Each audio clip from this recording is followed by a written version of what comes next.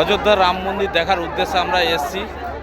এবারে রাম মন্দিরে ঢোকার আগে এখানে একটা নদী রয়েছে, সেই নদীতে স্নান করে তারপরে সবাই মন্দিরে যাবে ভগবানকে দর্শন করতে। এই বন্ধুরা আপনাদের এই ঘাটটা দেখাচ্ছি। আমিও যথারীতি এসে আমারও স্নান হয়ে গেছে। দেখুন কত পুণ্যার্থী।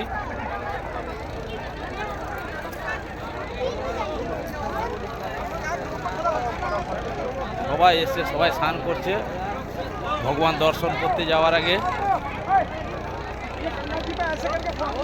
দেখুন কত পুণ্যার্থী।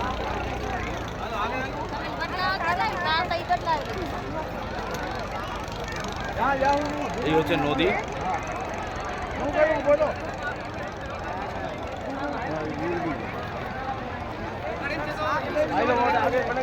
কন্টিনিউ যাতে কেউ দুর্ঘটনা না ঘটে তার জন্য নৌকো নিয়ে মোটামুটি পাহারা দিচ্ছে প্রশাসন।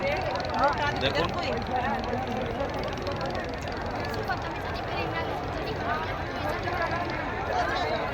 আমার মোটামুটি স্নান হয়ে গেছে।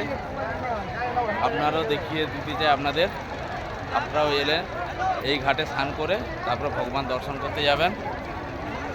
যখন যদি কোনোদিন এসে থাকেন, অনেকেই হয়তো করে গেছেন। যাই হোক, যারা দেখেননি তাদের জন্য ভিডিওটা করা।